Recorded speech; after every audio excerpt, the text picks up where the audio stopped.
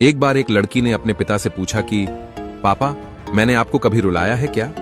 पिता ने कहा, हाँ। लड़की ने बड़े आश्चर्य से पूछा, कब? पिता ने कहा, उस समय तुम करीब 1 साल की थी, घुटनों के बल सरकती थी।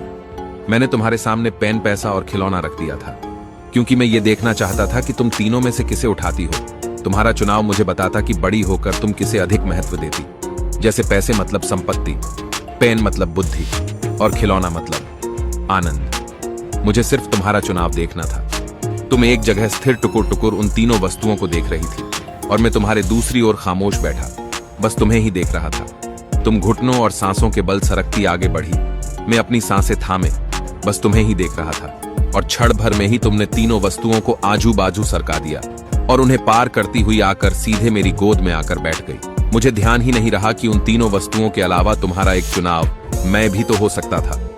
और उस दिन तुम्हारा मेरे प्रति ये प्यार देखकर मेरी आंखों में आंसू आ गए। दोस्तों, भगवान की दी हुई सबसे अनमोल धरोहर है बेटी। क्या खूब लिखा है एक पिता ने। हमें तो सुख में साथ चाहिए, दुख में तो हमारी बेटी अकेली ही काफी है। अगर वीडियो पसंद आया हो तो इसे ज्यादा से ज्यादा शेयर करें और अपने पिता के लिए एक कमेंट जरूर करें।